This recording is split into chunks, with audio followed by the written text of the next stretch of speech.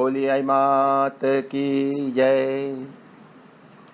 अपने पुरानी कहावतें, जैसा मैंने पहले कहा था, बड़ी सटीक। ये कहावत है, 100 बकिया और 1 लिखिया।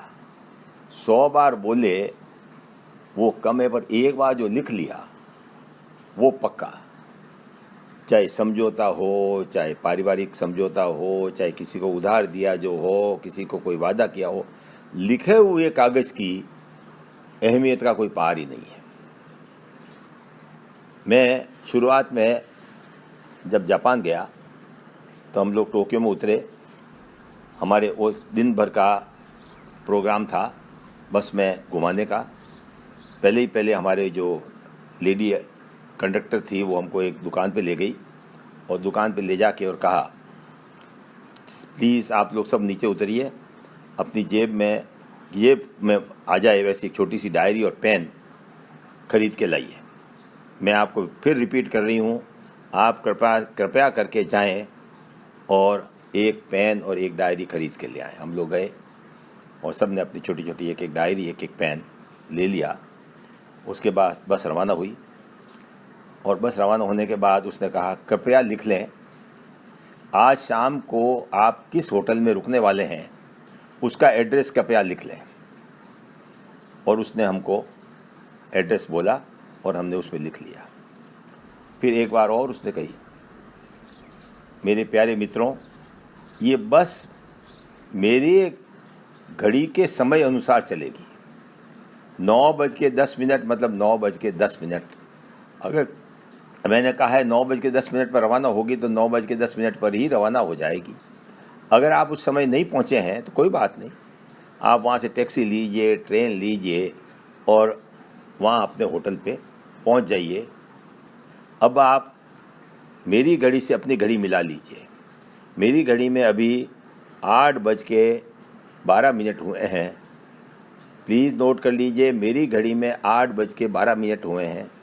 और बस के लिए जहाँ भी अपन रुकेंगे मैं समय दूँगी और जिस समय बस रवाना होने का टाइम होगा तो वो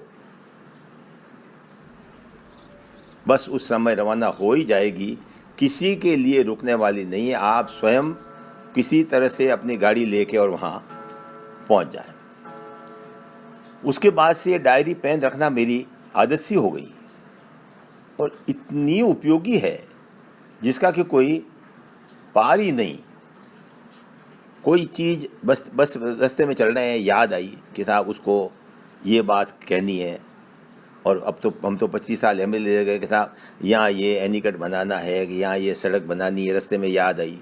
कोई नया विचार आया तो उसको फट करके लिख लिया। कोई किसी ने कोई अच्छी बात कही, उसको अपन को याद रखनी है तो उसको अपन ने लिख ली। और इस तरह का हो गया कि आदत से कोई दिमाग पे प्रेशर रहता ही नहीं है।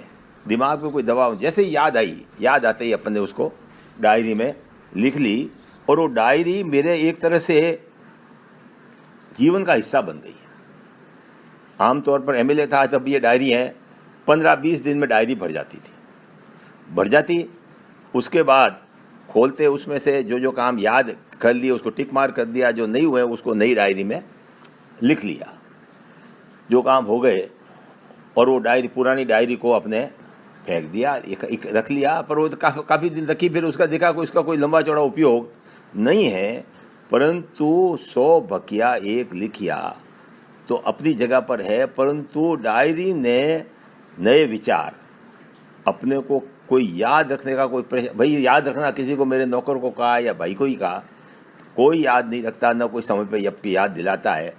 आप अपनी डायरी में, इसलिए मेरा भाई सब लोगों से निवेदन है कि खास करके किसी को पैसा उधार दिया, किसी को वादा किया, कृपया करके तुरंत उसको लिख लें। आज भारत का सबसे बड़ा दुर्भाग्य यही रहा है, भारत के पास इतिहास है ही नहीं।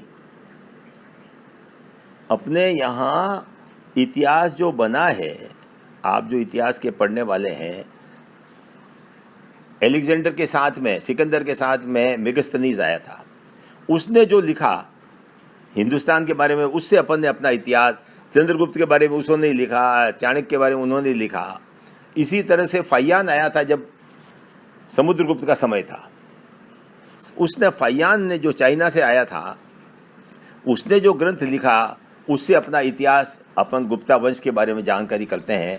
और इसी तरह से हुइनसांग आया था हर्षवर्धन के टाइम में।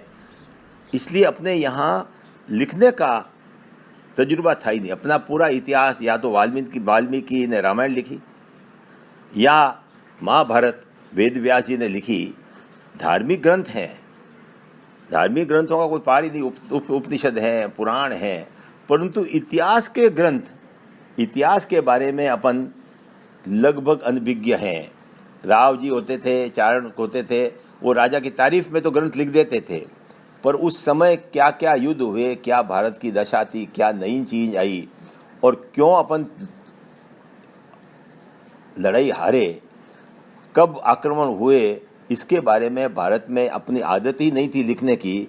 इस कारण अपन आज अपने पूर्वजों के बारे में जानकारी है ही नहीं। ये तो भला हो, एक मैक्स मुलर करके जर्मन स्कॉलर था, प्रोफेसर था, जर्मनी में ही रहे।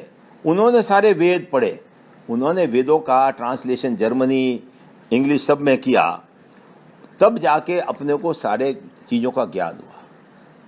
ये अपना चाणक्य का, कौटिल्य का अर्थशास्त्र, चाणक्य का पुस्तक राजनीति शास्त्र, ये एक पुस्तक केरल के किसी कोने में किसी एक के पास मिल गई तो, और आज ये पूरी दुनिया में किताब हो गई। तो ये लिखने की आदत अपनी बहुत कम लोगों की है। खास करके हिसाब लिखने की आदत तो मैं खास करके मध्य प्रदेश में जाता हूँ, जाता हूँ, किसान लोगों की तो आदत हिसाब लिखने की है ही नहीं। कृपा करके अपना हिसाब पहले लिख फिर दे, कम पड़े तो कागज से लिए।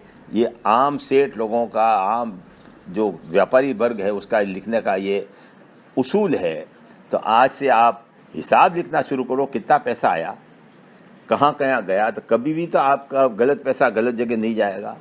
कभी भी आपके बच्चों को गलती से ज़्यादा पैसा ले जाने का मौका नहीं मिलेगा। कभी उनकी चोरी की आदत नहीं पड़ेगी। अगर कहीं से उन्होंने इधर उधर से पैसा उठा भी लिया है तो आपका अपने आप आपकी डायरी बोल जाएगी कि कहीं न कहीं लीकेज हो रहा है।